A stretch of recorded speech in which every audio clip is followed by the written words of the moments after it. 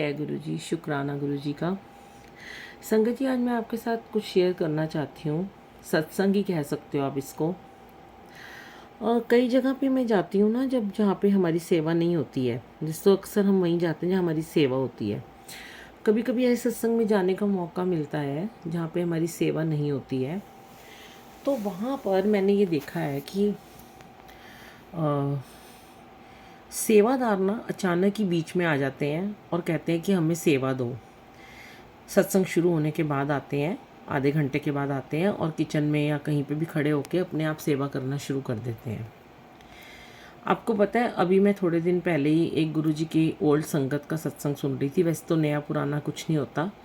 गुरुजी ने कई बार मेरे मन में भी ये भाव डाले हैं और मैंने खुद ये बात शेयर की है कि जिसे भी सेवा करनी होती है, गुरुजी भी यही कहते हैं कि जब तुम्हें सेवा करनी हो तो तुम, जो भी तुम्हारे सत्संग का तुम्हें मैसेज आता है, 2 दिन पहले या 1 हफ्ता पहले उनको, होस्ट को बोलो कि हमें यहाँ पे सेवा करनी है।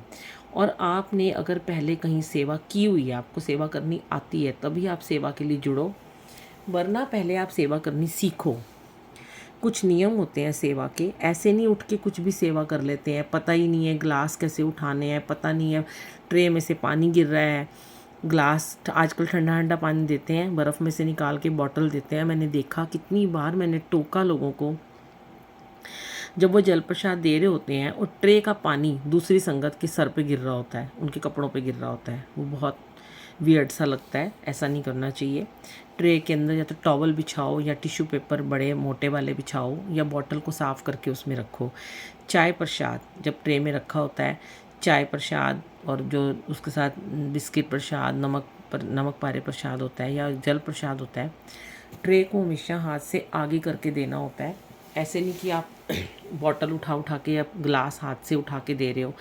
कितना बुरा लगता है जब लोग चाय का गिलास ऊपर से उठा के और संगत के हाथ में देते हैं। जब हमारे घर में कोई गेस्ट आता है, हम कभी किसी को ऐसे ऊपर से गिलास उठा के नहीं देते। हम हमेशा उसके आगे ट्रे करते हैं। वो एक एटिकेट्स होते हैं। अगर हम ऊपर से उठाते हैं तो कितना गंदा लगता है। उनको लगता है इनको नॉलेज ही नहीं है, इनको मैनर्स ही नहीं है। तो सेम टू सेम गुरुजी के सत्संग में भी ये सब होता है।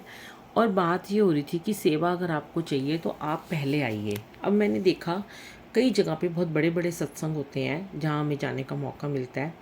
कई बार हमारी सेवा भी होती है वहाँ पे, तो आके हमें हमारे जो जानकार होते हैं वो बोल देते हैं इनको सेवा दे दो। एक तो वो सत्संग शुरू होने के आधे 1 घंटे के बाद आते हैं और फटाफट थोड़ी सी सेवा करते हैं और फिर चले जाते हैं। ये क्या मतलब हुआ? आप तो सिर्फ अपना चेहरा लोगों को दिखाने के लिए आए थे। देखो, हम आए, हमने तो सेवा करी, हमने हाजिरी लगाई और हम तो सेवादार हैं और हम चले गए। सेवादार का असली मतलब होता है संगत जी, सत्संग शुरू होने के 1 घंटा पहले वो वहाँ पे पहुँचे। अगर हमने दरबार की सेवा करनी है, चोला लगाना है, रंगोली बनानी है, किचन देखनी है, तो हमें 2 घंटे पहले वहाँ पहुँचना बहुत ज़रूरी है। लेकिन अगर आप कोई अंकल हो या आपको सर्विंग की सेवा करनी है, तो भी आपको आधा घंटा पहले वहाँ पहुँच के अपनी सेवा पे खड़े रहना पड़ेगा। सेवादार को कोई हुक्म नहीं होता कि अगर वेलकम बैंड बज रहा है या आरती हो रही है तो वो सबसे आगे आके खड़े हो जाएं। उन्हें अपनी सेवा में ही खड़ा रहना चाहिए। जहाँ वो खड़े हैं, जहाँ उनको सेवा दी गई है, उनके लिए ज़रूरी नहीं है कि वो वेलकम बैंड में सबसे आगे आए अपनी सेवा को छोड़कर। संगत जी, वो वहीं से गुरु जी का वेलकम करें, वो वहीं से आरती करें। अगर वो अपनी सेवा छोड़ देंगे तो जब गुरु जी ने ये कहा, अभी उन संगत जी का मैंने मैसेज सुना, पुरानी संगत जी का, कि गुरु जी ने कहा कि व्यवस्था बनानी बहुत ज़रूरी है। अगर हम व्यवस्था को व्यवस्थित तरीके से नहीं करेंगे तो सब कुछ मिसमैनेज हो जाएगा, मैसी हो जाएगा। लेकिन अगर हम वही चीज़ व्यवस्थित रूप से करेंगे तो सबको सुकून मिलेगा, सबको प्रसाद समय पे मिलेगा। अब देखिए, अगर हम सेवा ही नहीं करेंगे ढंग से, किसी को बिठाने की सेवा है, किसी को जल पिलाने की सेवा है, किसी को डिस्पोजेबल उठाने की सेवा है, जो जिसको सेवा मिलती है उसको वही सेवा करनी चाहिए। कोई जल प्रसाद दे रहा है तो वो अपना जल प्रसाद छोड़ के फटाफट हाथ में डिस्पोजेबल की बॉटल लेनी शुरू कर देता है। ये गलत है। पॉलीथीन में लो, उसके अंदर आप बॉटल डालो। कई बार मैंने देखा लंगर प्रसाद में इतनी जल्दी करते हैं लोग, पूरा सत्संग सुन लेते हैं, 2 घंटे का, 2.5 घंटे का, डांस भी कर लेंगे, सत्संग भी सुन लेंगे, सब कुछ करेंगे, लेकिन लंगर के समय उनको इतनी जल्दी होती है कि अपनी प्लेट उठा के खुद ही चलते बनते हैं, आधा अधूरा लंगर उसमें छूट जाता है। और सेवादार मैंने देखा है कि प्लेटें हाथ में ले लेके इधर से उधर घूमते हैं, किसी के ऊपर उस प्लेट का गिलास गिर रहा है, किसी पे चम्मच गिर रहा है। ऐसे नहीं होता संगत जी। प्लेट्स को भी आपको बड़े वाले पॉलीथीन में ही, डिस्पोजेबल जो होता है उसके अंदर आपको लेना चाहिए। चाय के गिलास भी वैसे ही आपको लेने चाहिए। प्रसाद पूरा ख़त्म हुआ हो संगत का देखना चाहिए, आपकी सेवा है ये। सेवादारों को हमेशा नीवे होकर सेवा करनी चाहिए। अगर आपको सेवा करनी है तो मैं आपको सच में यही बताना चाहूँगी, देखिए हम आपको कुछ वो नियम बताते हैं जो हमें गुरुजी ने सिखाए हैं। सेवा करने से पहले आपको पहुंचना है, बीच में आपको सेवा नहीं लेनी। अगर आप लेट हो गए हैं तो आप बैठ के सत्संग सुनिए, वो भी एक सेवा है। सत्संग सुनना भी एक सेवा होती है संगत जी। आप बैठिए जितनी देर भी आप बैठना चाहते हैं। अगर आपके कोई काम है, आपका बिजनेस है, आपको जाना है, तो आप सेवा मत लीजिए। आपको सिर्फ दिखावे के लिए सेवा नहीं करनी है कि आपको होस्ट को दिखाना है, देखो जी मैं आया था और मैंने 5, 7, 10 लोगों को जल प्रसाद पिलाया और मैं चला गया। ऐसा कुछ नहीं है। जो लोग, जो होस्ट होते हैं या जो सेवादार होते हैं, अगर वो ऐसे लोगों को बढ़ावा देते हैं, इसका मतलब वो अपने गुरु से नहीं डरते हैं, वो उन लोगों से डरते हैं। वो वीआईपी लोगों से डरते हैं, सहम जाते हैं कि ये वीआईपी है, पता नहीं क्या बोलेगा, या पता नहीं ये अगली बार हमें यहाँ बुलाएगा कि नहीं बुलाएगा। तो संगत जी, जब गुरु की सेवा में खड़े हो तो डर हो सिर्फ गुरु का, डर हो नियम का उल्लंघन करने के लिए, डरो कि नियम का उल्लंघन ना हो, डिसिप्लिन में रहें। वो डर होना चाहिए कि हम मिसमैनेज ना कुछ भी करें, फ़ोन का यूज़ ना करें, बातें ना करें और किसी को डिस्टर्ब भी ना करें। खुद तो हम डिस्टर्ब होते हैं, दूसरों को भी कर देते हैं।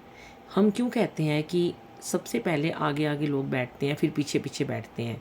कई बार क्या होता है कि मैंने देखा है बहुत जगह पे कि आगे जो लोग बैठे होते हैं, कोई उनके रिलेटिव आ जाते हैं होस्ट के, तो उनको दूसरे संगत को कहते हैं कि तुम पीछे हो जाओ, इनको बैठने दो। ऐसा नहीं होता। यहाँ गुरु जी के सत्संग में कोई रिश्तेदार नहीं है, कोई संगी साथी नहीं है, किसी से हमारा रिश्ता नहीं है, सिर्फ हमारा गुरु जी से रिश्ता है संगत जी। और उसका एक और नुकसान होता है कि जब आप किसी को आगे बिठाते हो ना, तो जो सेवादार पीछे जल प्रसाद दे रहा होता है लाइन से, उसको नहीं पता होता। फिर आप लोग कंप्लेंट करते हो कि उसको जल प्रसाद नहीं मिला, उसको चाय प्रसाद नहीं मिला। तो कैसे होगा बताओ, कि जब सेवादार पीछे पीछे दे रहे हैं संगत को, उनको पता है लाइन से किसको कैसे देना है। और सबका अपना अपना ये फ़र्ज बनता है कि हम कोई भी चीज़ को मिसमैनेज ना करें। गुरु जी के सत्संग की महिमा को बरकरार रखें, गरिमा को बरकरार रखें, गुरु जी के कहे हुए वादे ना भूलें, उनके कहे अनुसार चलें। लोग तो बोलेंगे बोलेंगे। अभी मैंने कुछ दिन पहले एक मैसेज डाला था कि गुरु जी के स्वरूप के ऊपर फूल मत लगाया करो, लाइटें मत लगाया करो, साइड में फूल लगाया करो। तो भी लोगों ने उसको बहुत ज़्यादा नेगेटिव लोगों ने, मैं कहूँगी जिनकी सोच बड़ी छोटी है, तो उन्होंने कह दिया कि आप अपने काम से काम रखिए, हमें पता है हमें क्या करना है। अरे आपको पता है आपको क्या करना है? आप 5-5 हज़ार के फूल गुरु जी के सर के ऊपर टांग देते हो। गुरु जी के स्वरूप को खाली रहने दो, वो ऑलरेडी इतने सुंदर है कि वो, अब मुझे किसी ने ये भी बोला, मैं यहाँ यूएस में आई हूँ तो मैं ये वाला स्वरूप लेके आई थी। ये मुझे स्वरूप मुझे दिया है, किसी ने ब्लेसिंग के तौर पे दिया है। और पहले भी मुझे ऐसे स्वरूप मिले हैं। जब भी मुझे कोई भी गुरु जी का स्वरूप मिलता है, चाहे छोटा चाहे बड़ा, चाहे जैसे भी जिस भी रूप में मिलता है, मैं उसको हंस के स्वीकार करती हूँ। मेरे लिए वो ब्लेसिंग होती है। एक आंटी ने मुझे अपने घर का टूटा फूटा मुड़ा हुआ पूरा मुड़ा हुआ लाइनों वाला स्वरूप दे दिया कि मैं इसका क्या करूं। मैंने कहा मुझे दे दो, मेरे गुरुजी हैं, किसी भी रूप में है, मैं उनको अपने साथ रखूँगी। तो मुझे उन्होंने बोला कि ये स्वरूप को कटिंग क्यों करा है। देखिए संगत जी, ये मैंने कटिंग नहीं करा, ना ही मेरे को आता है ये सब करना। ये वुडन के स्वरूप आजकल पंजाब में बहुत ज़्यादा चल रहे हैं, कोई बनाते हैं, तो उन्होंने हमें गिफ्ट किया था। तो उन्होंने कहीं से भी गुरुजी के हेड को, कहीं से भी उनकी स्किन को नहीं कटिंग किया। पूरा स्वरूप एज इट इज़ है, शॉल भी उनकी ऐसे ही है। ये जिसने भी बनाया है, हमें नहीं पता उन्होंने क्यों बनाया है। हमें ब्लेसिंग मिली, हमने हंस के ली है, हमें अच्छा लगा, हमारी ब्लेसिंग है ये, इसमें आपको कोई ऑब्जेक्शन नहीं होना चाहिए। हमने गुरुजी के सिर के ऊपर तारे नहीं बांधी हुई हैं, तारों से कोई फूल नहीं लगाए हुए हैं, लाइटें नहीं लगाई हुई हैं, ये चीज़ों के लिए गुरुजी कहते हैं कि मेरे स्वरूप को खाली रहने दो।